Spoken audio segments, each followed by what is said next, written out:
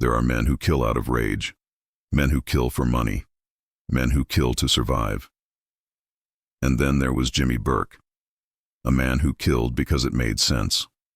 Cold, calculated, efficient. In the world of organized crime, where violence was currency and loyalty was theater, Jimmy Burke stood apart, not because he was the strongest, or the richest, or even the most connected, but because when Jimmy looked at you, he was already deciding whether you'd be more valuable alive or dead. They called him the Gent, a nickname dripping with irony. Jimmy Burke wasn't gentle, he wasn't kind, but he had manners. He tipped well, he remembered birthdays, he wore clean suits and polished shoes. He smiled when he shook your hand.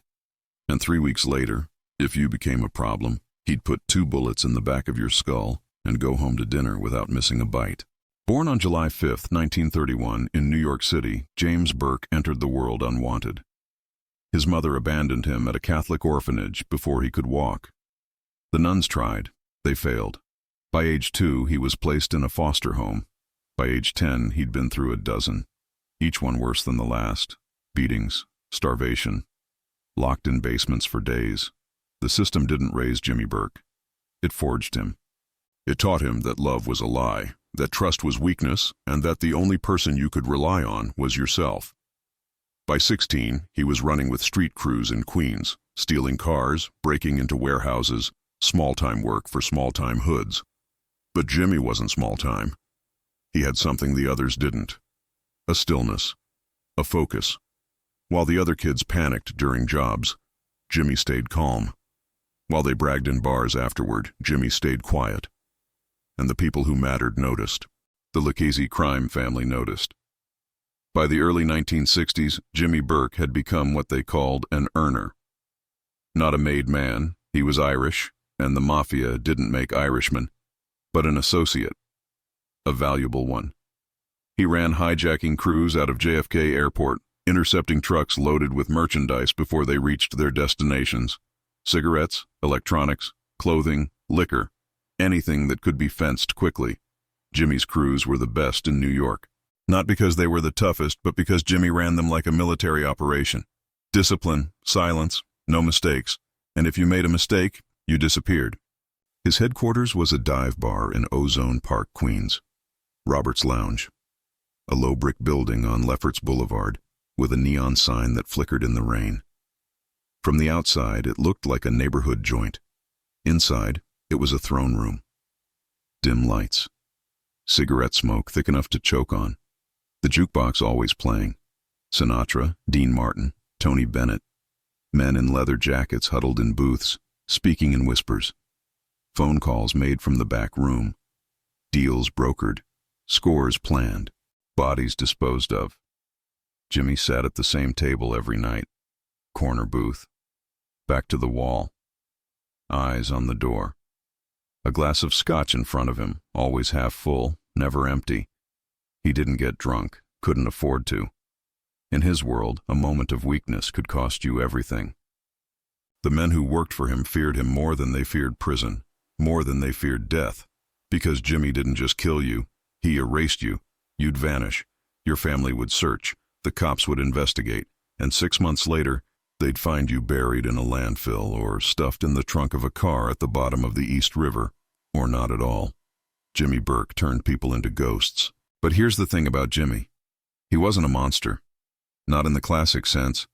He didn't enjoy killing. He didn't get off on the violence. It was just business. A problem-solving mechanism. You talk too much? Problem. You owe money you can't pay? Problem. You might testify? Problem. And Jimmy solved problems the only way that made sense to him.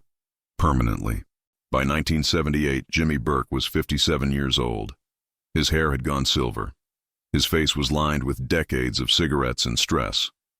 But his eyes, those pale blue eyes, were as sharp as ever. He'd survived wars with rival crews.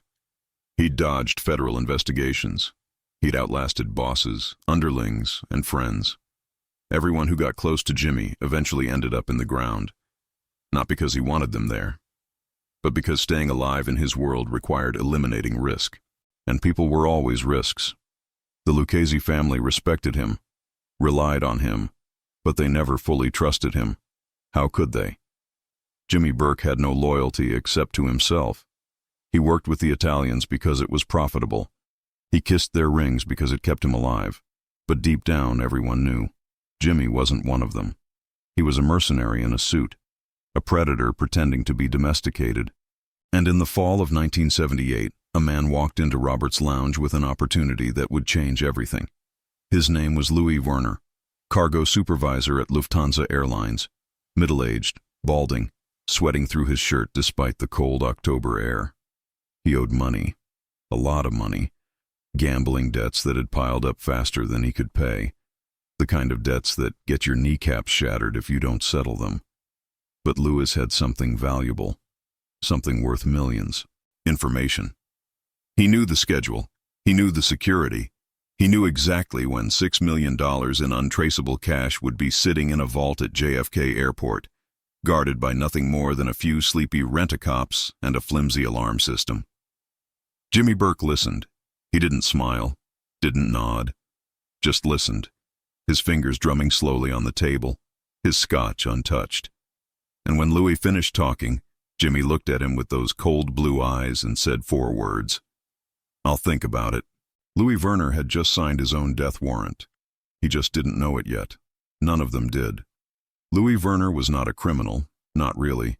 He was a working man, a cargo supervisor at Lufthansa Airlines, JFK Airport, 46 years old, married, 2 kids, a house in Long Island with a mortgage he could barely afford.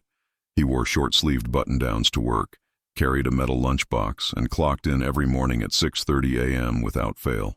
For 22 years, Louis Werner had been invisible, just another face in the machinery of the airport. Reliable, forgettable, safe. But Louis Werner had a problem. Horse racing. It started small.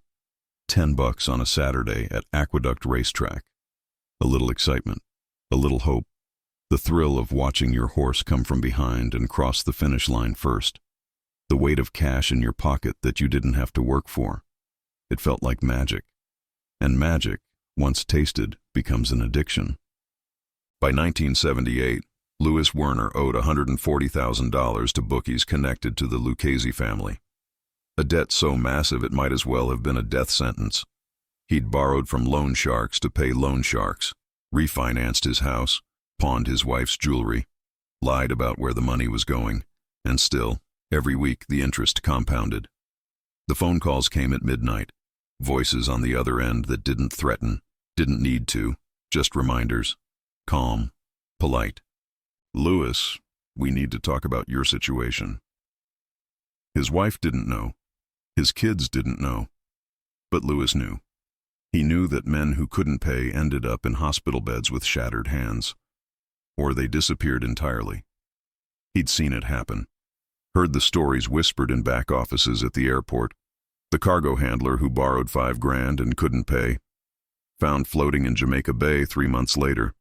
Louis Werner was running out of time. And that's when the idea came to him. He'd worked at Lufthansa for over 2 decades. He knew every inch of Building 261, the cargo terminal where international shipments arrived and departed, the security rotations, the alarm systems, the blind spots in the camera coverage. But most importantly, he knew the schedule. Every Monday morning, the weekend cash deposits from Lufthansa's ticket sales across the United States arrived at JFK. Millions of dollars in untraceable bills stacked in canvas bags, locked in a vault on the 2nd floor. The vault had 2 guards, old men, unarmed. The door was reinforced steel, but the lock was 20 years outdated. And between 3 a.m. and 6 a.m., the overnight shift was a skeleton crew. 4 people total in a building the size of an airplane hangar. Louis Werner had access to everything. Keys, codes, shift schedules. He could walk into that vault himself if he wanted to. But Louis Werner wasn't a thief. He was a gambler, a desperate man looking for a way out. And desperate men make deals with the devil. October 1978. A cold Tuesday night. Louis Werner drove his 1974 Buick Skylark across the Whitestone Bridge into Queens. His hands shook on the steering wheel. He'd rehearsed what he was going to say 100 times. He'd written it down, memorized it. But now, pulling up outside Robert's lounge, he felt like he was going to vomit. The bar looked dead from the outside. No crowd, no noise. Just a few cars parked crooked along the curb. Louis sat in his car for 10 minutes, engine running, headlights off. He thought about turning around, driving home, pretending this never happened. But then he thought about the phone calls, the debt, the men who would come for him if he didn't pay. And he turned off the ignition. Inside, the air was thick with smoke and sweat. The jukebox played low, something jazzy, something sad. A few men sat scattered in booths, nursing drinks, not talking. Louis spotted him immediately. Jimmy Burke, corner booth, gray suit, no tie, a glass of scotch in front of him. He wasn't looking at Louis, wasn't looking at anything, just sitting there, still as a statue. Louis approached slowly, his heart hammered in his chest. He'd never met Jimmy Burke before, only heard the stories, the hijackings, the bodies, the reputation. When Louis reached the table, Jimmy finally looked up. Those pale blue eyes locked onto him. No expression, no greeting, just waiting. "Mr. Burke," Louis said. His voice cracked. "My name is Louis Werner. I work at Lufthansa. I was told you might be interested in a business opportunity." Jimmy didn't move, didn't blink, just stared. Louis swallowed hard and sat down without being invited. He pulled a folded piece of paper from his jacket pocket and placed it on the table. His hand was trembling so badly the paper rattled. "There's a shipment coming in, every week, Monday mornings, cash deposits from ticket sales. We're talking $5, maybe $6 million, all in a vault, minimal security. I can give you the floor plans, the schedules, the alarm codes, everything." Jimmy Burke picked up the paper, unfolded it slowly, studied it without expression. Louis couldn't tell if he was interested or planning to kill him. "Why are you telling me this?" Jimmy said. His voice was quiet, almost gentle. "I owe money," Louis said. "A lot of money. To people who know you. I figured if I brought you this, maybe we could work something out. I get a cut. Enough to clear my debts. You get the rest." Jimmy Burke folded the paper and slid it back across the table. He picked up his scotch, took a slow sip, set it down. Then he leaned back and looked at Louis Werner like he was studying an insect under glass. "I'll think about it," Jimmy said. That was all. No promises, no threats, just 4 words. Louis Werner stood up, legs weak, and walked out of Robert's lounge into the cold October night. He felt a strange mix of relief and terror. He'd done it. He'd made his pitch. Now all he could do was wait. What Louis Werner didn't know, what he couldn't know, was that Jimmy Burke had already decided. The heist would happen, the money would be taken, and Louis Werner, the man who made it all possible, would never see a dime. Because in Jimmy Burke's world, the inside man was always the first to die. Jimmy Burke didn't pick his crew based on skill. He picked them based on need. Hungry men. Desperate men. Men with vices that made them controllable. Men who would do anything for a payday because they had nowhere else to turn. And most importantly, men who could be eliminated without consequence when the job was done. This wasn't a team. It was a death row. First, there was Tommy DeSimone, 28 years old, 5'6", thin frame, dead eyes, and a smile that made your blood run cold. Tommy was a made guy in the Lucchese family, or at least he thought he was on his way. His brother was connected. His uncle was connected. Tommy grew up in organized crime the way other kids grew up playing Little League. But Tommy had a problem. He was a psychopath. Not the Hollywood kind, the real kind. Tommy DeSimone felt nothing. No empathy, no remorse, no fear. He'd murdered his first man at 17, shot him in the face over a card game dispute, then went out for pizza. By 1978, his body count was somewhere north of a dozen, though nobody knew the exact number. Tommy didn't keep track. Killing for him was like breathing, automatic, necessary, casual. Jimmy Burke used Tommy like a weapon. Need someone roughed up? Tommy. Need a witness to disappear? Tommy. Need someone to walk into a crowded restaurant and put 2 bullets in a man's head without flinching? Tommy DeSimone was your guy. But Tommy was also unstable. He had a temper that ignited without warning. He'd pistol whip you for looking at him wrong. He'd shoot you for laughing at his height, and he talked too much, bragged in bars, waved guns around like toys. Jimmy knew Tommy was useful, but he also knew Tommy was a ticking bomb. Then there was Parnell Stephen Edwards. Everyone called him Stacks. 31 years old, black, smooth talker, professional getaway driver. Stacks had been boosting cars since he was 13 and had never been caught behind the wheel. He could hotwire anything in under 60 seconds, could navigate Queens with his eyes closed, could outrun police cruisers through back streets and alleys like he had a map of the city tattooed in his brain. Stacks was good, really good. But Stacks had a fatal flaw. He was a junkie. Heroin, cocaine, whatever he could get. Stacks would shoot up before a job to calm his nerves, then shoot up after to celebrate. He was high more often than he was sober. And when you're high, you get sloppy. You forget things. You make mistakes. Jimmy knew this. But Stacks was the best driver in Queens, and for a job this big, Jimmy needed the best, even if it meant babysitting a junkie who couldn't be trusted to remember his own address. Joe Manry, Buddha, 42 years old, overweight, sweating constantly, wheezing when he walked. Buddha wasn't a tough guy, wasn't a killer. He was a facilitator, a man who knew people, who could get you inside information, who worked at Lufthansa and knew the layout of Building 261 like the back of his hand. Buddha was Louis Werner's friend, his connection to Jimmy Burke, and Buddha was greedy. He wanted his cut, wanted to retire somewhere warm, wanted to finally live the life he'd been dreaming about for 20 years. Buddha didn't know that Jimmy Burke had already decided he wouldn't live long enough to spend $1. There was Angelo Seppi, Crazy Angelo, a wheelman and enforcer, 31 years old, hot-headed, paranoid, the kind of guy who carried 3 guns at all times and slept with a shotgun under his bed. Angelo had done time in Attica for armed robbery and came out meaner. He trusted no one, not even Jimmy. But Angelo was loyal in his own way, loyal to the money. And for this job, that was enough. Martin Krugman. Marty, a wig salesman, 50 years old, balding, ironically. Marty ran a wig shop in Queens, but his real business was bookmaking and loan sharking. Marty was the one Louis Werner owed money to. When Louis couldn't pay, Marty brought the idea to Jimmy. Marty wanted his debt cleared, wanted his percentage, wanted to finally make the big score he'd been chasing his whole life. Marty talked too much, always had a joke, always had a story. Jimmy hated men who talked too much. There were others.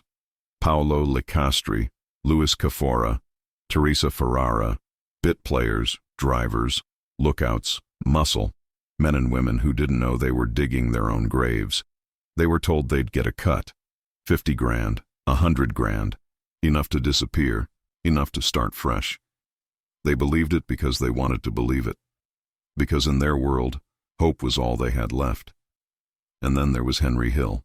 Henry was different, 35 years old, half Irish, half Sicilian, a Lucchese associate who'd been running with Jimmy since the 1960s. Henry was a hustler, a con man, a earner. He moved stolen merchandise, bribed cops, ran gambling operations. Henry wasn't muscle, he was management, and Jimmy trusted him, as much as Jimmy trusted anyone. But Henry had a problem too. Cocaine. Lots of it. By 1978, Henry Hill was snorting a gram a day. His paranoia was growing. His judgment was slipping. And paranoid men make dangerous mistakes. Jimmy knew this. But Henry was useful. For now. Jimmy Burke looked at his crew and saw exactly what they were. Addicts, psychopaths, gamblers, loudmouths. Men who would take the money and immediately do something stupid with it. Men who would get drunk and brag. Men who would buy pink Cadillacs and fur coats and draw attention. Men who would crack under FBI pressure. Men who would become liabilities the moment the job was done. Jimmy Burke had no illusions.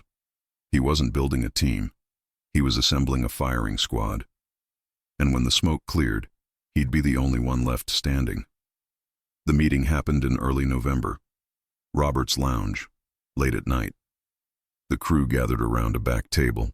Jimmy laid out the plan, showed them the floor plans Louis Werner had provided, explained the timing, the security, the escape route, told them each what their role would be, told them how much they'd make.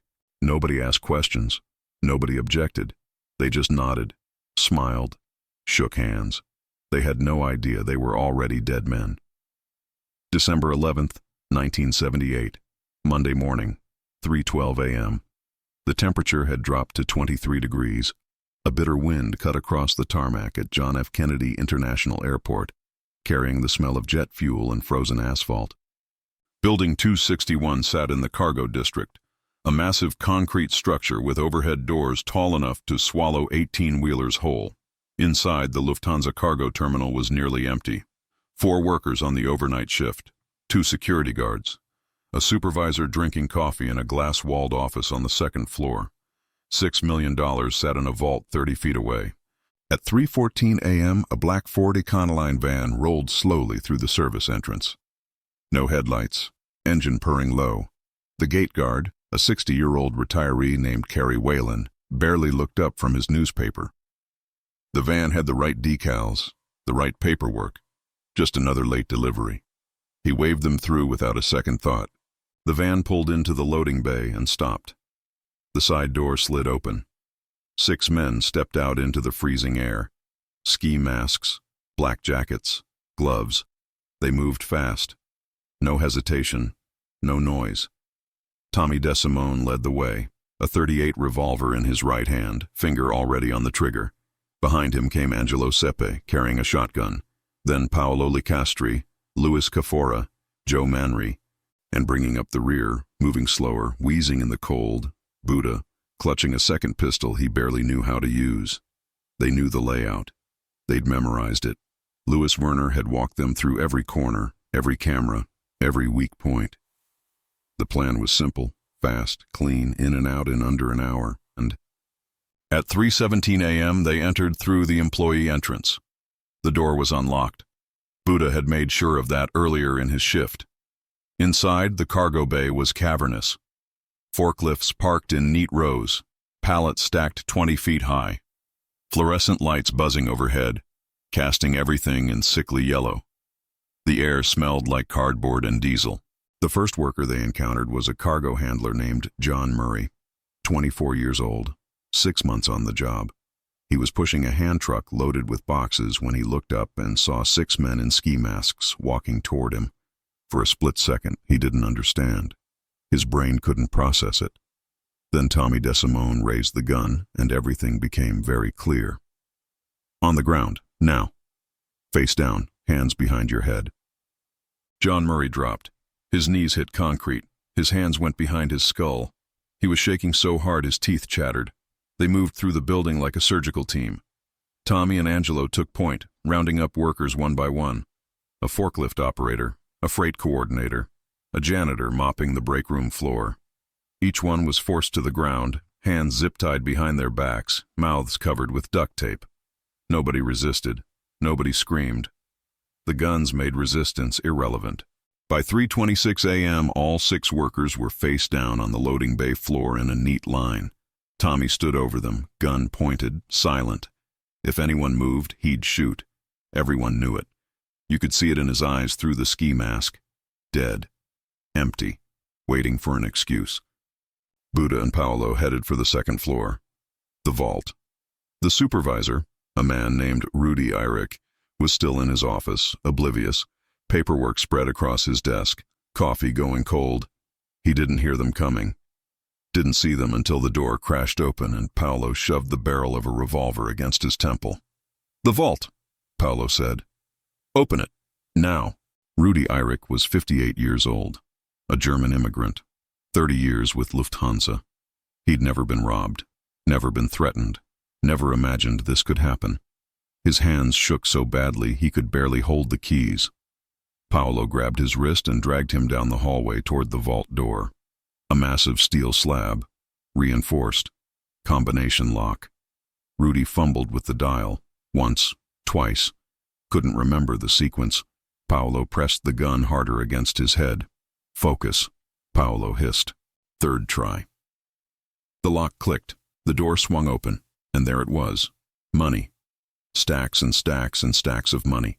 $50 bills, $100 bills, bundled in canvas bags stamped with Lufthansa logos, the cash from ticket sales across the United States, waiting to be processed and shipped to Germany. $6 million in untraceable currency, more money than any of them had ever seen in their lives. Buddha stood in the doorway, staring. He'd imagined this moment 1,000 times, dreamed about it, fantasized about what he'd do with his cut. But standing there, looking at the actual money, he felt something else. Fear. This was real. This was happening. And once they took this money, there was no going back. "Move!" Paolo snapped.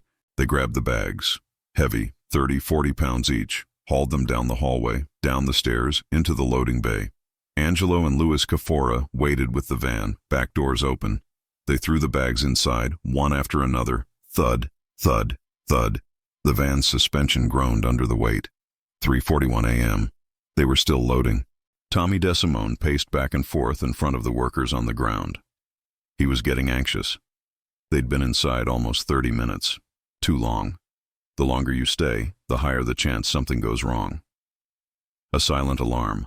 A passing patrol car. A worker who didn't show up on schedule, triggering a welfare check. "Hurry the hell up," Tommy growled. 3:52 a.m. The last bag went into the van. Buddha slammed the door shut. They'd done it. $6 million in cash, $875,000 in jewelry they'd found in a separate vault. Almost $7 million total. The biggest cash robbery in American history, and it had taken 64 minutes. They piled into the van. Stax Edwards was behind the wheel, engine already running.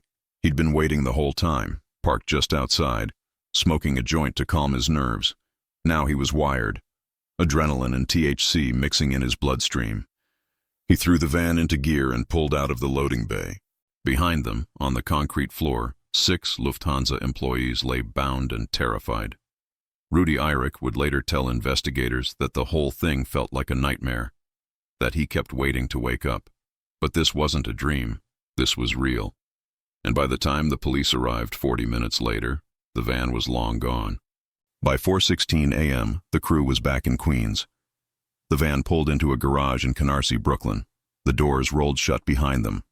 And for a moment, just one brief, shining moment, they felt invincible. They had no idea the dying had already begun. The rule was simple. Ironclad. Non-negotiable. After the job, you disappear. You go quiet. You live like you lived before. Same car, same clothes, same routine. You don't buy anything. You don't celebrate. You don't tell your wife, your girlfriend, your mother. You become invisible. You wait 6 months, maybe a year, until the heat dies down. Then, and only then, you carefully, quietly, start to enjoy your cut. This wasn't advice. It was survival. Jimmy Burke had made this crystal clear during the planning. He'd looked each man in the eye and told them, "Anyone who gets stupid gets dead." They'd all nodded, sworn they understood, promised they'd follow the rules. It took less than 48 hours for everything to fall apart. The first mistake happened within 6 hours of the heist. Stax Edwards had one job after the robbery. One single simple task. Drive the van to a compactor in East New York, a junkyard controlled by the Gambino family. Park it inside. Walk away. The van would be crushed into a metal cube by morning, erasing every fingerprint, every fiber, every trace of evidence. Easy. Foolproof. But Stax Edwards was high. After dropping the crew and the money at the Canarsie safe house, Stax had driven the van to his girlfriend's apartment in Queens. It was 4:30 a.m. He was exhausted, wired, coming down from the adrenaline. He told himself he'd rest for an hour, then ditch the van. Just 1 hour. He walked into the apartment, collapsed on the couch and fired up a joint. Then another. Then he cracked open a bottle of cheap whiskey. 1 hour turned into 3. 3 turned into 8. By noon on December 11th, Stax Edwards was passed out cold on his girlfriend's couch, drooling into a cushion. And the van, the getaway van, covered in fingerprints, still smelling like jet fuel and sweat, was parked on the street outside, in broad daylight, in a residential neighborhood, with the Lufthansa decals still on the side. A neighbor noticed it around 2 p.m., called it in, suspicious vehicle.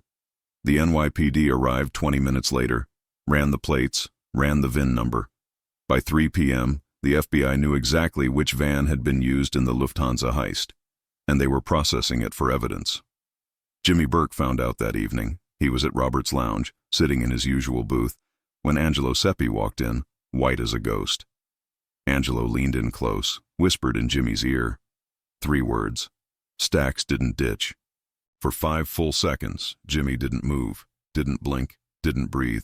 His hand was wrapped around a glass of scotch. His knuckles went white. Then, very slowly, very carefully, he set the glass down. He looked at Angelo. His voice was a whisper, calm, almost gentle. Where is he? His girl's place, Queens. Jimmy nodded. Once, that was all. Angelo understood. Tommy understood. By morning, Stacks Edwards would be dead. But Stacks wasn't the only problem. Tommy DeSimone, despite every warning, despite every threat, couldn't help himself. 2 days after the heist, Tommy walked into a Cadillac dealership in Brooklyn and paid cash for a brand new 1979 Coupe de Ville. Pink, fully loaded, white leather interior. He bought it for his wife, he said. An early Christmas present. The salesman didn't ask questions. $32,000 in cash. Tommy walked out with the keys and a smile. By the end of the week, half the neighborhood had seen it. A pink Cadillac parked outside Tommy's house. Tommy, who 2 weeks ago was complaining he couldn't make rent, suddenly driving around Queens like he'd won the lottery. People noticed. People talked. And people who talked eventually talked to the FBI. Then there was Martin Krugman. Marty, the wig salesman. Marty, who was supposed to get $50,000 for brokering the deal with Louis Werner. Marty, who couldn't shut his mouth if his life depended on it. 3 days after the heist, Marty walked into Robert's lounge, drunk, loud, slapping backs and buying drinks. He cornered Jimmy at the bar and started asking about his cut. When was he getting paid? Where was his money? He'd brought Louis to the table. He deserved his share. Jimmy stared at him, said nothing, just stared. And Marty, too drunk to read the room, kept talking. Come on, Jimmy, I got expenses, I got debts. You promised me 50, I need it now. Jimmy leaned in close. His voice was barely audible over the jukebox. You'll get it. Be patient. But Marty wasn't patient. Over the next 2 weeks, he called Jimmy 6 times, showed up at Robert's lounge 4 times, started telling people he was owed money from a big job, started hinting, bragging, making himself a liability. Jimmy Burke watched all of this unfold with a cold, sinking certainty. His crew, the men he'd handpicked, the men he'd trusted to stay smart, were imploding. They were buying cars, buying jewelry, throwing money around, getting drunk in public, running their mouths. It was everything he'd warned them not to do, everything he'd feared would happen. And the FBI was watching. Within a week of the heist, federal agents were all over Queens, interviewing known associates, pulling financial records, surveilling Robert's lounge. They didn't have enough for arrests yet, but they were building a case, slowly, methodically, and every stupid move the crew made gave them more ammunition. Jimmy Burke sat alone in his booth, scotch in hand, doing the math. The math was simple, brutal, unavoidable. The money was safe, hidden, untouchable, but the men who stole it were not. They were loud, reckless, weak, and weak men break under pressure. Weak men flip. Weak men testify. If the FBI squeezed them hard enough, someone would talk. Someone would give up Jimmy. And Jimmy Burke was not going to prison for anyone. There was only one solution. The same solution Jimmy had used his entire life. Eliminate the risk. All of it. By mid-December 1978, Jimmy Burke had made his decision. The crew that pulled off the biggest heist in American history had to die. Every single one of them. Not out of anger, not out of revenge. Just cold, practical necessity. He started making calls, setting up meetings, sending messages through intermediaries. And one by one, the men who thought they'd gotten away with it began to vanish. The first to go was Stacks Edwards, and he never saw it coming. December 19th, 1978, 8 days after the heist, 10:47 a.m. Stacks Edwards was still asleep when they knocked on the door. He'd been up until 4 in the morning, smoking weed and watching television in his girlfriend's apartment in Ozone Park, a second-floor walk-up on 102nd Avenue. peeling paint, broken radiator. The kind of place where nobody asked questions and nobody remembered faces. Stax felt safe there, hidden. He'd been lying low since ditching the van. Well, since failing to ditch the van. He knew Jimmy was furious, knew there'd be consequences. But Stax figured he'd talk his way out of it. He always did. He'd apologize, promise it wouldn't happen again, maybe give back part of his cut. Jimmy would cool down eventually. Stax Edwards had no idea he'd been dead since December 11th. The knock came again, harder this time. 3 sharp raps. Stax groaned, rolled out of bed wearing boxers and a stained undershirt. His girlfriend was at work. The apartment was freezing. He stumbled to the door, still half asleep, and opened it without looking through the peephole. Tommy DeSimone stood in the hallway, smiling. "Hey, Stax, got a minute?" Stax relaxed. Tommy. Just Tommy. They'd worked together a dozen times. Tommy was a psycho, sure, but he was crew. Stax stepped aside and let him in. "What's going on?" Stax asked, rubbing his eyes. "Jimmy send you?" "Yeah," Tommy said. He walked into the living room, hands in his jacket pockets. "He wants to talk. Clear the air, you know, about the van." Stax nodded. He'd been expecting this. "Look, man, I know I screwed up. I was going to take care of it, Tommy turned around. In his right hand was a silenced .22 caliber pistol. Stax saw it. His brain registered it, but he didn't have time to process what it meant. Didn't have time to run. Didn't have time to beg. Tommy shot him in the face. The first bullet entered just below Stax's left eye. The second caught him in the forehead as he stumbled backward. The third hit his chest. He collapsed against the coffee table, knocking over an ashtray and a half-empty bottle of beer. His body twitched once, twice, then stopped. Tommy stood over him for a moment, expressionless. Then he fired 3 more rounds into Stax's head. Insurance. He waited 30 seconds to make sure Stax wasn't breathing. Then he wiped down the doorknob, pocketed the gun, and walked out of the apartment like he'd just stopped by for coffee. 10:51 a.m., 4 minutes. That's all it took. Stax Edwards' girlfriend found him when she came home from work that evening. The police arrived.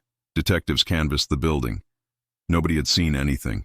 Nobody had heard anything. The silencer had done its job. By the time the story hit the news, Stax Edwards was just another unsolved homicide in Queens, one of 312 that year. The FBI knew better. Special Agent Tom Sweeney had been tracking the Lufthansa case since day one.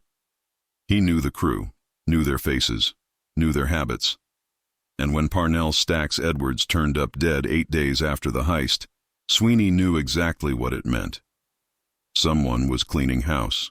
Someone was tying up loose ends. And the only person methodical enough, cold enough, paranoid enough to orchestrate it was Jimmy Burke. But knowing and proving are 2 different things. Sweeney couldn't connect Jimmy to the murder. No witnesses, no forensics, no murder weapon. Tommy DeSimone had been careful, and Jimmy Burke had been nowhere near the scene. He'd been at Robert's Lounge all morning, surrounded by a dozen alibi witnesses who'd swear under oath that Jimmy never left his booth. Still, Sweeney started pulling files on every member of the Lufthansa crew. Surveillance photos, criminal records, known associates. He pinned them to a corkboard in the FBI field office in Manhattan. Stax Edwards' photo had a red X drawn through it. Sweeney stared at the board and wondered how many more red X's he'd be drawing in the coming weeks. The answer was, all of them. Jimmy Burke had activated what the FBI would later call the Paranoia Protocol, a systematic, emotionless execution plan designed to eliminate every single person who could connect him to the heist. It wasn't personal, it was arithmetic. Each crew member represented a statistical probability of betrayal, and Jimmy didn't gamble with probabilities, he erased them. The crew didn't see it coming because they still believed in loyalty, in honor, in the code. They thought they were untouchable because they'd pulled off the impossible. They thought Jimmy would protect them because that's what bosses did. They were wrong. Jimmy Burke had no loyalty, no code, no sentiment. He'd spent 50 years surviving in a world that killed sentimental men. He'd seen bosses go to prison because they trusted the wrong person. He'd seen crews destroyed because one guy flipped. Jimmy wasn't going to make that mistake. He was going to do what he'd always done, eliminate risk, permanently. And the risk was everyone. In his mind, Jimmy had already written them off. Stacks was gone. Good. One less mouth. One less idiot who could talk under FBI pressure. But there were more. So many more. Tommy DeSimone, too violent, too reckless, too much of a cowboy. He'd have to go. Martin Krugman, too loud, too greedy, wouldn't stop asking for his cut. He'd have to go. Joe Manri, knew too much, talked too much, sweated too much under pressure. He'd have to go. Louis Werner, the inside man, Paolo Licastri, Angelo Sepe, Louis Cafora and his wife, Teresa Ferrara, everyone who'd touched the money, everyone who knew the details, everyone who could give testimony, all of them, gone. Jimmy sat in Robert's lounge on a cold December night 2 weeks after the heist and made a list. He didn't write it down. He wasn't that stupid. But he memorized it. Names, addresses, routines, weaknesses. He knew where everyone lived, knew their schedules, knew who they loved and who they feared. And over the next 6 months, Jimmy Burke would work through that list with the efficiency of an accountant reconciling a ledger. One by one, the crew would disappear. Some would be shot. Some would be strangled. Some would be buried alive. Some would simply vanish, their bodies never found. The FBI would investigate. Families would grieve. Journalists would speculate. But nobody would talk. Because the people who could talk were already dead. And Jimmy Burke would never spend a single day in prison for the Lufthansa heist. Because in the end, the only witness left alive would be the man who planned the murders. The killing had begun. January 14th, 1979. 1 month after the heist. Tommy DeSimone got a phone call. The voice on the other end was calm, professional, respectful. It was someone from the Gambino family. They wanted to meet. They had a proposal. Something about a piece of work. Good money. Quick job. Could Tommy come to Brooklyn? Tonight? Tommy said yes. He should have said no. Tommy DeSimone had killed a made man 2 years earlier, a Gambino soldier named Billy Batts. It happened in a bar. Billy was drunk, mouthing off, disrespecting Tommy in front of other guys. Tommy couldn't let it slide, so he beat Billy with a tire iron, stuffed him in the trunk of a car, and finished him off later. Buried him in the woods upstate. It was sloppy, impulsive, the kind of move that gets you killed in the mob. But Tommy had powerful friends. His uncle was connected. His crew protected him. The Gambinos couldn't touch him. Until now. See, Tommy thought he was about to be made. Thought he was finally getting his button. Becoming a full member of the Lucchese family. He'd been hearing rumors, whispers. Someone had put his name forward. The ceremony was coming. He just had to be patient. What Tommy didn't know was that the Gambinos had been waiting, biding their time. And now, with Jimmy Burke's blessing, maybe even his suggestion, they had their opening. Tommy drove to Brooklyn that night in his pink Cadillac. He parked outside a social club on Flatbush Avenue, walked inside, smiled, shook hands. He thought he was walking into a business meeting. He was walking into an execution. Nobody knows exactly what happened in that room. The Gambinos don't talk. The bodies were never found. But the story that filtered back through the underworld went like this. They told Tommy he was being made. Told him it was happening tonight. They led him into a back room, told him to kneel. And while Tommy knelt, waiting for the ceremony to begin, someone put 2 bullets in the back of his head. Tommy DeSimone was 28 years old. He'd killed at least a dozen men, maybe more. And in the end, he died on his knees, believing he was about to become something he'd never be. His body was never recovered. Some say they dissolved it in acid. Some say they buried it in concrete. Some say they fed it to pigs. It doesn't matter. Tommy DeSimone vanished on January 14th, 1979. His wife reported him missing. The police investigated. The FBI added him to their list. But everyone knew Tommy wasn't missing. Tommy was dead. And Jimmy Burke had one less problem. 3 weeks later, Joe Manri disappeared. Buddha, 42 years old, overweight, wheezing, terrified. Buddha had been trying to lay low since the heist, stayed home, didn't go out, didn't spend money, didn't talk. But paranoia was eating him alive. Every car that drove past his house looked suspicious. Every phone call felt like a threat. He knew what happened to Stacks, heard the rumors about Tommy. Buddha wasn't stupid. He knew he was on the list. On February 11th, Buddha got a message. Jimmy wanted to see him, wanted to talk. Nothing serious, just a conversation. Buddha didn't want to go. His wife begged him not to. But you don't say no to Jimmy Burke. You don't ignore a summons. So Buddha climbed into his 1976 Oldsmobile and drove to Robert's Lounge. He never came home. His body was found 3 days later in a refrigerated meat truck parked behind a warehouse in Canarsie. Buddha had been shot twice in the back of the head. His hands were tied behind his back with wire. He'd been stuffed into the truck and left to freeze. When the workers opened the truck on Valentine's Day, they found him curled in a fetal position, eyes open, covered in frost. The medical examiner estimated he'd been dead for 72 hours. The police had no leads, no witnesses, no suspects. Just another body. Another red X on Agent Sweeney's board. Buddha's wife buried him in a closed casket. At the funeral, she didn't cry. She just stared at the coffin with empty eyes. She knew her husband had gotten involved in something he shouldn't have. Knew he'd made a choice that got him killed. She didn't ask questions. In their world, questions got you buried next to your husband. And then there was Martin Krugman, Marty, the wig salesman, the man who wouldn't shut up, the man who kept asking for his cut, kept showing up at Robert's Lounge, kept calling, kept pushing. Jimmy had been patient, told Marty he'd get his money, told him to relax. But Marty couldn't relax. His debts were piling up. His business was failing. He needed that $50,000. He deserved it. He'd brought the job to Jimmy. Without him, there would be no Lufthansa Heist. Marty kept saying this, over and over, to anyone who would listen. On January 6, 1979, Marty walked out of his wig shop on Rockaway Boulevard at 8:30 p.m. He locked the door, got into his car, a 1977 Cadillac Eldorado. He turned the key, the engine started, and that's the last time anyone saw Martin Krugman alive. His car was found 2 days later, abandoned in a parking lot near JFK Airport. The keys were still in the ignition. His wallet was still in the glove compartment. No signs of struggle, no blood, no body. Marty's wife reported him missing. The FBI investigated. They searched landfills, construction sites, the Hudson River. They interviewed everyone Marty knew, everyone he owed money to, everyone he talked to in the weeks before he vanished. Nothing.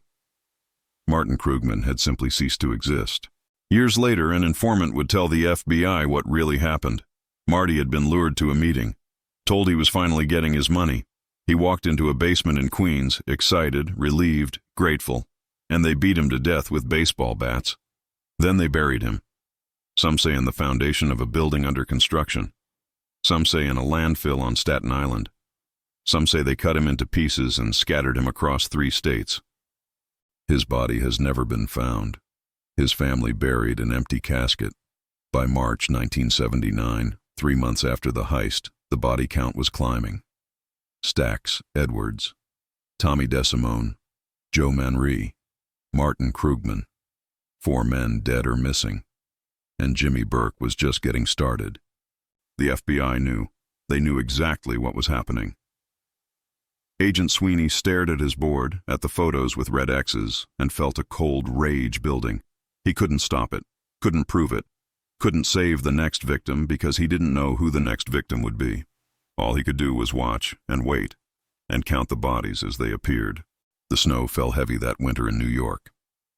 It covered the streets, covered the alleys, covered the places where men had been killed and buried. And somewhere out there, under the snow and concrete and frozen earth, the crew that pulled off the Lufthansa heist was disappearing, one by one, bullet by bullet, grave by grave, and Jimmy Burke slept like a baby. Spring 1979, the snow melted, and the bodies started appearing. On May 16th, a sanitation worker in Brooklyn found something wrapped in a plastic tarp behind a dumpster on Avenue U. He thought it was garbage. Construction debris. He almost didn't look, but something about the shape made him curious. He pulled back the tarp. Inside were two bodies, a man and a woman, both shot in the head, multiple times, execution style. The man was identified as Paolo Licastri, 38 years old, part of the Lufthansa crew, one of the lookouts during the heist.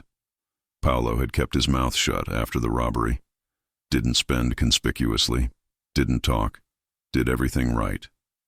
But it didn't matter. Jimmy Burke didn't care about who followed the rules. He cared about who could testify. Paolo had been shot 4 times, twice in the back of the head, once behind each ear.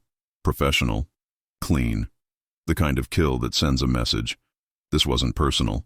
This was business. The woman with him was never officially identified. No ID, no fingerprints on file, no missing persons report that matched. The FBI believed she was Paolo's girlfriend. Wrong place, wrong time, wrong man to love. She'd been shot once, through the temple, probably as an afterthought. A witness who had to be eliminated simply because she was there. They'd been dead for at least 2 weeks before the sanitation worker found them. Decomposition had started. Rats had gotten to the bodies.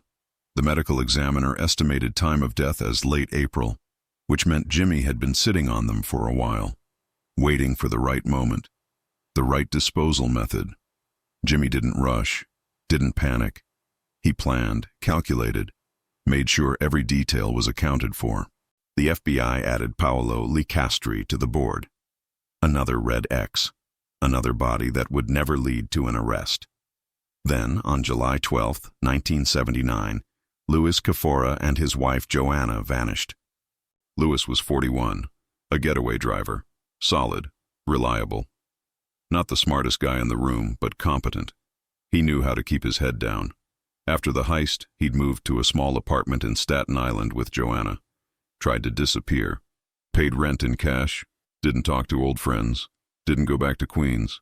He thought distance would save him. It didn't. On July 12th, Louis and Joanna left their apartment to run errands. Grocery shopping. Maybe stop by the bank. Normal, boring, everyday activities. They got into their car, a 1976 Buick Riviera, and drove off. Neighbors saw them leave around 10 a.m. They were never seen again. The car was found 3 days later in a parking garage in the Bronx. Doors unlocked. Keys gone. No signs of struggle. No blood. No bodies. Just an empty car that told investigators absolutely nothing. Louis Cafora and his wife had simply evaporated. The FBI searched. Interviewed everyone Louis had ever known. Tracked his movements in the weeks before he disappeared. Found nothing. No leads. No witnesses. No evidence. It was as if Louis and Joanna had driven into a black hole and ceased to exist. An informant later told investigators that Louis had been lured to a meeting, told there was a problem with his cut, told he needed to come straighten it out. He brought his wife because he thought it was safe, thought it was just business. They walked into a house in Queens, and they never walked out. The informant said they were killed immediately, shot, dismembered. The pieces were supposedly dumped in multiple locations. The Bronx, New Jersey, Long Island, scattered so far and wide that reconstruction would be impossible. Louis Cafora and his wife were turned into puzzle pieces that would never be put back together. Their families held a memorial service. No bodies, no caskets, just photographs and prayers and the suffocating knowledge that Louis had gotten involved in something that swallowed him whole. And still, the killing wasn't finished. In August, a jogger in Queens found human remains in a wooded area near Forest Park. Skeletal, partially buried. Animals had scattered the bones. Forensics worked for weeks trying to identify the victim. Dental records eventually confirmed Robert Frenchie McMahon, a fringe player in the heist, a driver, a nobody, someone who probably didn't even know the full scope of what they'd stolen. Frenchie had been shot in the head and left in the woods to rot. The medical examiner estimated he'd been dead since at least February. 6 months lying in the dirt, decomposing, forgotten. The FBI added him to the board. Another red X. Another name on the list of people who'd worked the Lufthansa job and paid for it with their lives. By the fall of 1979, the body count stood at 8 confirmed dead or missing. Stax Edwards, Tommy DeSimone, Joe Manri, Martin Krugman, Paolo Licastri and his girlfriend, Louis and Joanna Cafora, Frenchie McMahon, and those were just the ones the FBI knew about. There were rumors of others, whispers, names that circulated in bars and social clubs, men who'd been involved tangentially, drivers who'd moved cars, fences who'd moved jewelry, guys who'd heard too much or knew too much or asked too many questions. All gone. Agent Tom Sweeney sat in his office at the FBI field office in Manhattan, staring at his corkboard. Red X's everywhere, photos of dead men, missing men, men who would never be found. He knew Jimmy Burke was responsible, knew it with absolute certainty, but knowing and proving were oceans apart. They had no witnesses. Everyone who could testify was dead. They had no physical evidence linking Jimmy to any of the murders. No murder weapons, no forensics, no confessions. Jimmy had been meticulous, methodical. He'd insulated himself with layers of intermediaries. The actual killers were either dead themselves or too terrified to talk. And the one person who could have broken the case wide open, Louis Werner, the inside man, had already been arrested, convicted, sentenced to 15 years for his role in the heist. But Louis wouldn't talk about the murders, wouldn't implicate Jimmy, maybe out of fear, maybe out of some twisted sense of honor, or maybe because he knew that talking would only get him killed faster. The FBI was stuck. They had a massacre on their hands and no way to prosecute it. The Lufthansa case was turning into a graveyard, and the gravedigger was untouchable. Sweeney pulled out a bottle of scotch from his desk drawer, poured himself 2 fingers, drank it in one swallow. He'd been an agent for 23 years, seen mob hits, seen gang wars, seen violence that would make civilians vomit. But this was different. This wasn't war. This was extermination. Cold, systematic, efficient. Jimmy Burke had turned his own crew into a death list, and he was working through it with the precision of an accountant balancing books. Sweeney stared at the board, at the faces, at the red X's, and he wondered how many more bodies would turn up before this was over. The answer was, more than anyone expected, because Jimmy Burke wasn't finished. Not yet. There were still loose ends, still risks, still people who knew too much. And in Jimmy's world, loose ends didn't retire. They didn't relocate. They didn't fade away quietly. They died. Jimmy Burke never spent a single day in prison for the Lufthansa heist. Not 1 hour. Not 1 minute. Not 1 second. The FBI knew he planned it. Knew he orchestrated it. Knew he'd murdered almost everyone involved to cover his tracks. They had theories. They had timelines. They had circumstantial evidence and witness statements from terrified informants who refused to testify. But they didn't have proof. Not the kind that holds up in court. Not the kind that puts a man away for life. Jimmy had been too careful, too methodical. He'd never touched the money himself, never entered the Lufthansa terminal, never pulled a trigger, at least not one connected to the heist. He'd built layers of insulation between himself and the crime. Used intermediaries, used proxies, used disposable men who were now disposed of. The getaway van, covered in fingerprints, none of them Jimmy's. The inside information came from Louis Werner, who was already convicted and wouldn't talk. The crew, dead or missing. The money, gone, vanished into the underground economy of New York, laundered through offshore accounts, buried in backyards, hidden in walls, spent in untraceable cash transactions over years. By 1980, the Lufthansa investigation had gone cold. The FBI kept the case open, kept Jimmy under surveillance. But they'd moved on to other crimes, other targets, other mobsters who were easier to catch. Jimmy Burke had gotten away with it. Almost. The problem with being a killer is that you can't stop killing. It becomes a reflex, a solution to every problem. And eventually, you kill the wrong person in the wrong way at the wrong time. In 1979, while Jimmy was busy eliminating his Lufthansa crew, he got involved in another situation. A drug dealer named Richard Eaton. Eaton owed money. Lots of it. He couldn't pay. Wouldn't pay. Started making threats. Started talking about going to the police. So Jimmy did what Jimmy always did. He had eaten, killed, shot in the head, body dumped in a garbage truck. Quick, clean, routine. But this time, there was a witness, a woman, a girlfriend of one of Jimmy's associates. She'd seen too much, heard too much.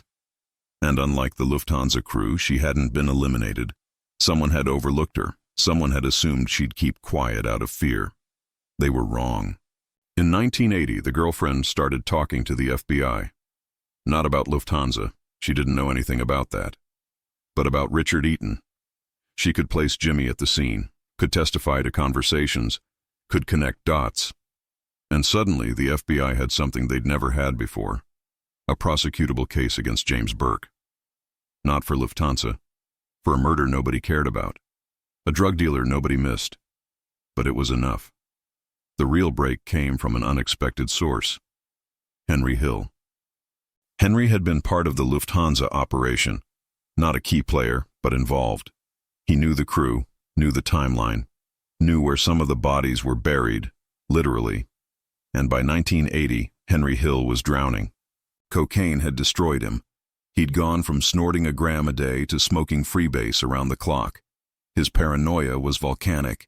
He saw cops everywhere, thought his phone was tapped, thought his friends were informants, thought Jimmy was going to kill him next, and he wasn't wrong about that last part.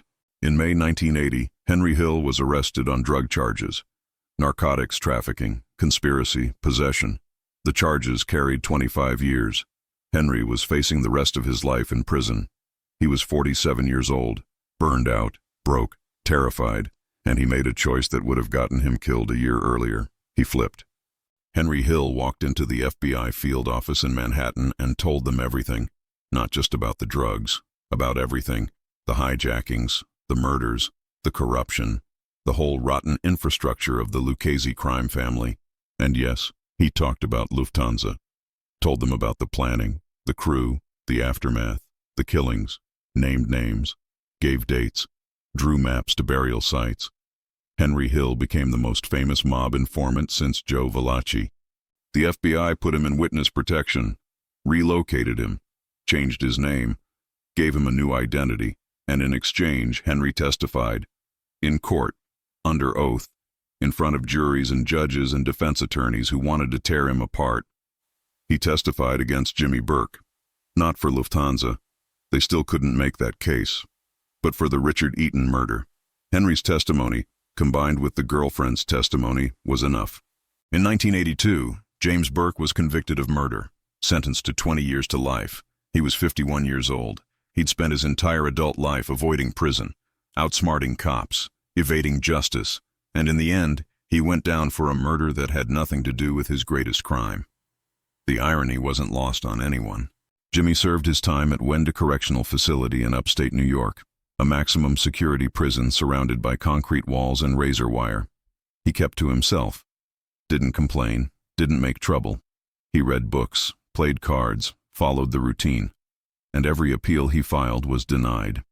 In 1996, while serving his sentence, Jimmy Burke was diagnosed with lung cancer, stage 4, terminal.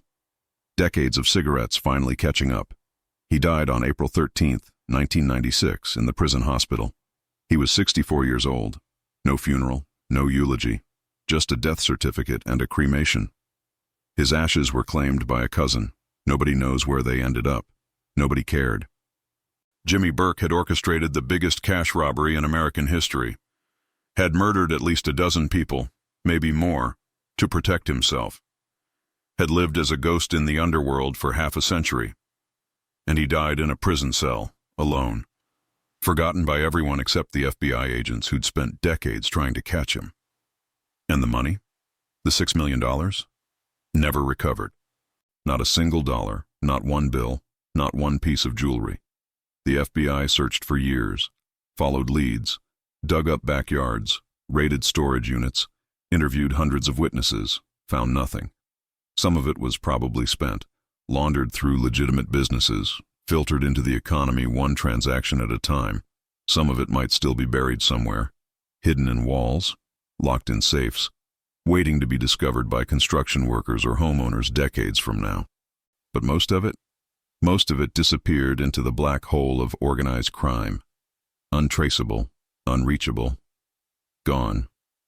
The Lufthansa heist made headlines for months, inspired movies, became legend. But in the end, it destroyed everyone it touched.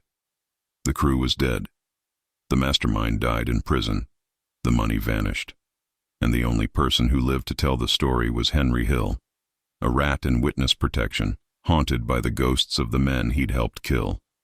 In 1990, director Martin Scorsese released Goodfellas, a film based on Henry Hill's life and his involvement in the Lufthansa heist. The movie made Jimmy Burke famous, immortalized him as a cold-blooded genius, turned the robbery into American folklore. But the real Jimmy Burke? He was already dead by then, rotting in a prison grave. He'd pulled off the crime of the century, and it had cost him everything. Building 261 still stands at John F. Kennedy International Airport. Same concrete walls, same overhead doors, same fluorescent lights buzzing in the cargo bay. If you didn't know the history, you'd walk right past it. Just another warehouse, just another terminal where packages arrive and depart 24 hours a day. But the people who work there know. They've heard the stories. About the 6 masked men who walked in at 3 in the morning. About the $6 million that disappeared. About the bodies that followed. On quiet nights when the cargo bay is empty and the only sound is the hum of refrigeration units. Some workers swear they can feel it. A heaviness, a presence. The ghosts of men who died because they got greedy. The Lufthansa heist entered American folklore the moment it happened. December 11th, 1978. The biggest cash robbery in U.S. history. It had everything: audacity, precision. A crew of criminals straight out of a pulp novel. And an aftermath so bloody it made the crime itself seem almost innocent by comparison. The heist succeeded. Perfectly. 64 minutes. No alarms, no injuries, no mistakes. In terms of execution, it was flawless. A masterpiece of criminal planning. But success was the worst thing that could have happened to the crew. Because success made them think they were invincible, made them think they could break the rules, made them forget that in Jimmy Burke's world, survival required silence, discipline, invisibility. They forgot, and they died, one by one, bullet by bullet, body by body. Stax Edwards shot in his apartment, Tommy DeSimone executed in Brooklyn, Joe Manry frozen in a meat truck, Martin Krugman buried alive, or dissolved in acid, or fed to pigs, depending on which story you believe. Paolo Licastri and his girlfriend dumped behind a dumpster. Louis and Joanna Kafora scattered across 3 states. Frenchie McMahon rotting in the woods. The final death toll? Nobody knows for sure. The FBI officially connected 8 murders to the Lufthansa heist, but the real number is probably higher, much higher. There were fringe players, drivers, fences, people who moved money or hid jewelry or knew too much, people whose disappearances didn't make headlines, people whose families stopped asking questions because asking questions was dangerous. Some estimates put the body count at 11, some say 15, some say 20. Jimmy Burke took that number to his grave, and the men who did the actual killing, Tommy DeSimone, Angelo Cipe and others, are all dead now too. The secrets died with them. Henry Hill survived, the only member of the core crew who lived long enough to collect Social Security. But survival came at a cost.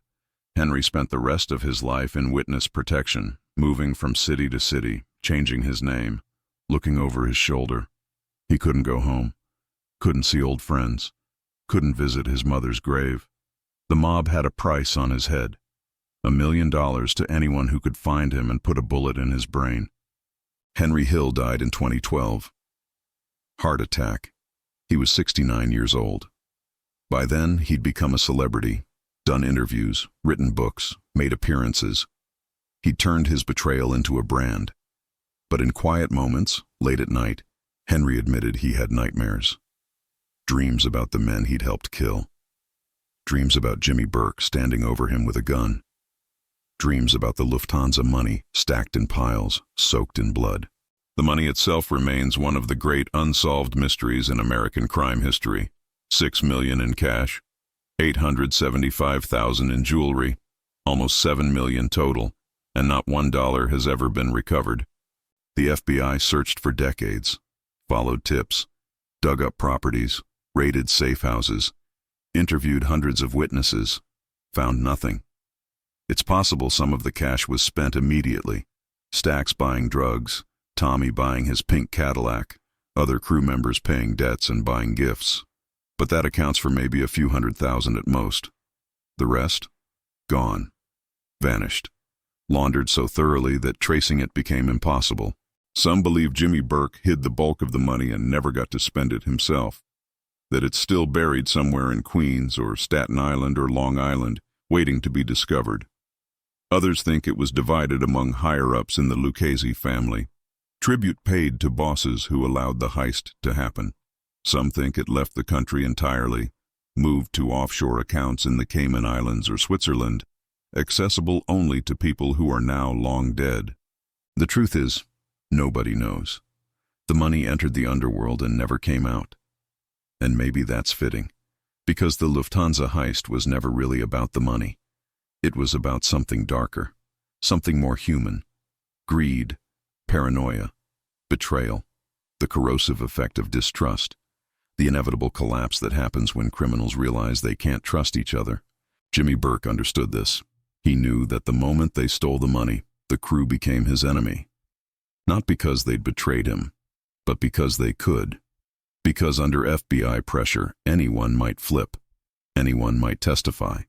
And Jimmy wasn't willing to gamble his freedom on the loyalty of junkies and loudmouths and psychopaths, so he killed them. Not out of anger, not out of revenge, just cold mathematics, risk assessment, problem solving. Jimmy Burke looked at his crew the way a surgeon looks at a tumor, something that needed to be removed, carefully, completely, and it worked. Jimmy was never charged with the Lufthansa heist, never faced trial for the murders. He died in prison, yes, but for an unrelated crime. In his own twisted way, Jimmy Burke won. He pulled off the greatest heist in American history and got away with it. The fact that he died behind bars was almost incidental, a technicality. But there's another way to look at it. Jimmy Burke spent the last 14 years of his life in a cage, locked in a cell 23 hours a day, surrounded by concrete and steel, no freedom, no power, no money, no crew. Everything he'd built, the respect, the fear, the empire of violence, gone. He died alone, unmourned, forgotten, and the money he'd killed for, he never spent a dime. So who really won? The Lufthansa heist destroyed everyone it touched. The inside man, Louis Werner, served 12 years in federal prison and died broke. The crew members were murdered. The mastermind died in prison. The money disappeared. The families of the victims, wives, children, parents, spent decades searching for answers that never came. Today, Building 261 operates like nothing ever happened. Planes land, cargo arrives, workers load and unload trucks. Business as usual. But if you stand in that cargo bay late at night when the terminal is quiet and the only sound is the wind whistling through the loading docks, you can almost feel them. The ghosts. The men who thought they could steal $6 million and get away with it. The men who learned too late that in Jimmy Burke's world, there was no such thing as getting away. There was only the grave. And the silence that followed. The Lufthansa heist is a story about greed, about what happens when you betray the code, about the paranoia that destroys everything it touches.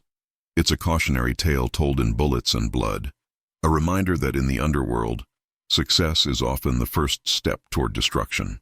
And somewhere out there, buried in a backyard or hidden in a wall or locked in a vault that nobody remembers, $6 million is still waiting, still cursed, still stained with the blood of the men who died for it.